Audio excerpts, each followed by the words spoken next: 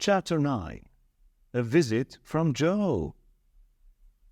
My dear Pip, Mr. Gargery asks me to tell you he will be in London soon and could visit you at 9 o'clock on Tuesday morning at Mr. Herbert's Pocket Rooms, if that is all right with you. He and I talk about you every night and wonder what you are saying or doing. Best wishes, Biddy. P.S. I hope you will not refuse to see him, even though you are a gentleman now. He is such a good man. I received this letter on Monday and realized that Joe would arrive the next day. I am sorry to confess that I did not look forward to seeing him at all. If I could have kept him away by paying money, I certainly would have paid money. I knew that his clothes, his manners, and uneducated way of speaking would make me ashamed of him. Luckily, Herbert would not laugh at him. At 9 o'clock the next morning, I heard Joe's clumsy boots on the stairs, and at last he entered Herbert's rooms. "Pip, how are you, Pip?" He shook both my hands together, his good, honest face shining with happiness. "I'm glad to see you, Joe. Give me your hat." But Joe insisted on holding it carefully in front of him.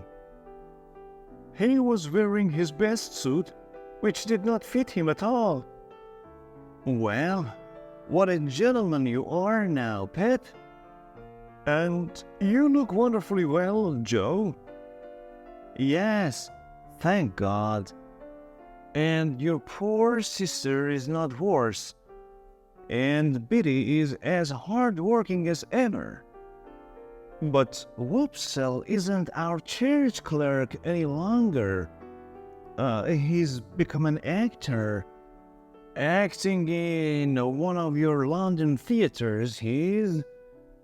Joe's eyes rolled around the room, noticing the expensive furniture I had bought recently. "Do sit down to breakfast, Mr. Gargery," said Herbert politely. Joe looked round desperately for a place to put his hat and finally laid it lovingly on a shelf. Breakfast was a painful experience for me. Joe waved his fork in the air so much and dropped so much more than he ate that I was glad when Herbert left to go to work. I was not sensitive enough to realize that it was all my fault, and that if I hadn't considered him coming, he wouldn't have been so clumsy. "As we are now alone, sir," began Joe. "Joe," I said crossly. "How can you call me sir?" He looked at me quietly for a moment. "Wouldn't have come, you see," he said slowly and carefully. "Wouldn't have had the pleasure of breakfast with you gentlemen. But I had to come. Got a message for you, Pip. Miss Havisham says Stella's come home and would be glad to see you." I felt the blood rush to my face as I heard her name. "And now I've given my message," said Joe, standing up and picking up his hat. "Pip, I wish you even more success." "But you aren't leaving already, Joe," I protested. "Yes, I am," he said firmly. Our eyes met, and all the "sir" melted out of his honest heart as he gave me his hand. "Pip, dear old boy, life is full of so many goodbyes. I am a blacksmith, and you are a gentleman. We must live apart. I'm not proud, it's just that I want to be in the right place. I'm wrong in these clothes, and I'm wrong in London, but I'm fine at the forge or in the kitchen. or on the marshes. You won't find so much wrong with me if you come to see Joe, the blacksmith, and the old forge, doing the old work. I know I'm stupid, but I think I've understood this at last. And so, God bless you, Pip, dear old boy. God bless you." His words, spoken simply and from the heart, touched me deeply. By the time I had managed to control my tears and looked round for him, he had gone. I decided to visit Miss Havisham as soon as possible. Next day, when I arrived to take my seat on the coach to our town, I discovered I was sitting in front of two convicts who were being taken to the prison ships by their guards. The prisoners wore handcuffs and iron chains on their legs. With horror, I suddenly recognized one of them. It was the man in our village pub who had given me the 2-pound notes. And strangely enough, during the journey, I heard the prisoners talking about it. "So Magwitch asked you to give the boy 2 pounds? Trusted you to do it?" That's right, and I did what he asked. The boy had helped him, you see, fed him, and kept his secret. "What happened to Magwitch in the end?" They sent him to Australia for life because he tried to escape from the prison ship. I knew I looked so different that he would not recognize me, but I was afraid all the same. All the horror of my childhood experience with the escaped convict had come back to me just when I thought it was safe to forget it. But once we had arrived, and I was on my way to Miss Havisham's house, I thought only of my bright future. She had adopted Stella. She had more or less adopted me. She perhaps wanted me to inherit the dark old house and to marry Stella. But even though I was in love, I didn't hide from myself the fact that I would be unhappy with Stella. I loved her because I couldn't stop myself loving her. I was surprised to see Oleg opening the gate to me. "So, you aren't working for Joe any longer?" I asked. "As you see, young master," he said rudely. I knew he could not be trusted, and I decided to tell Mr. Jaggers that Oleg was not responsible enough to work for Miss Havisham. Mr. Jaggers would probably send him away. When I entered Miss Havisham's room, there was a well-dressed lady sitting with hair. When she lifted her head and looked at me, I realized it was Stella. She had become so beautiful that I felt very distant from her.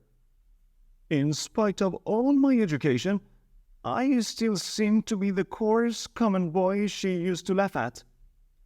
"She's changed very much, hasn't she, Pep?" asked Miss Havisham, laughing wickedly. I replied confusedly. I could see that Stella was still proud, and I knew that it was she who made me feel ashamed of home and Joe, but I also knew that I could never stop loving her. She and I walked in the ancient garden, talking quietly about our childhood meetings. Now that we were adults, she seemed to accept me as a friend. I could not have been happier. I felt sure Miss Havisham had chosen us for each other. What a fool I was. Suddenly, she stopped and turned to me. "Miss Havisham may want us to spend more time together in future. But in that case, I must warn you that I have no heart. I can never fall in love." "I can't believe that," I replied. As she looked straight at me, I recognized something in her face. Had I seen that expression recently on another woman? When we went back to the house, Miss Havisham spoke to me alone. "Do you admire her, Pep?" she asked eagerly. Everybody who sees her must admire her. She pulled my head down to hers with her bony arm and whispered, Love her, love her, love her. If she likes you, love her. If she hurts you, love her. If she tears your heart to pieces, love her. I could feel the muscles on her thin arm round my neck. She seemed so angry that she could have been talking about hate or revenge or death rather than love. I returned to London dreaming of the beautiful girl, now a woman, who had so influenced my childhood and who, I hoped, would share my future life. I am sorry to say I did not think about dear, good Joe at all. I felt I had to express my feelings to someone, and so that evening I told Herbert my secret. Instead of being surprised, as I expected, my friends replied, I know that already, Handel. You never told me, but it was obvious. You've always loved Stella. It's very lucky that you seem to have been chosen to marry her. Does she admire you? I shook my head sadly. Not at all. And Herbert, you may think me lucky. I have great expectations, I know. But all that depends on one person. And I still don't really know how much I'll receive or when. Nothing is certain. Now, Handel, Said Herbert cheerfully. don't lose hope.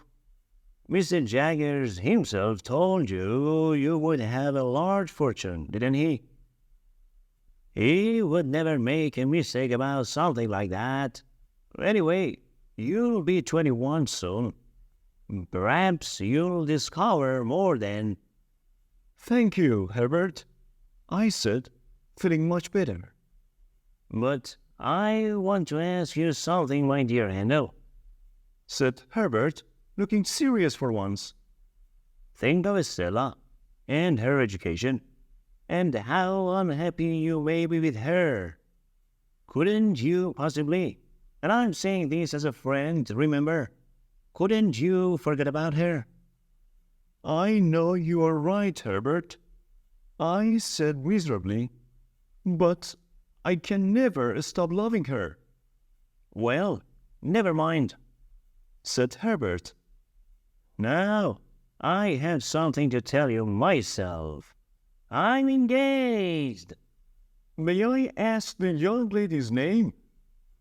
Clara, her mother's dead, and she lives with her father. We must keep our feelings for each other secret, because I haven't enough money to marry her yet. As soon as I start insuring ships, we can marry. Herbert tried to look hopeful about his future, but this time he couldn't even manage his usual cheerful smile. One day, I received a letter which made my heart beat fast. I am coming to London the day after tomorrow by the midday coach. Miss Havisham wants you to meet me, Stella. If there had been time, I would have ordered several new suits. I ate nothing until the day arrived, and all morning I waited impatiently for the coach. She seemed more beautiful than ever, and her manner to me was very pleasant. As I took her to the house in London where Miss Havisham had arranged for her to stay, her life seemed to be planned by Miss Havisham right down to the smallest detail. I only hoped I was part of that plan.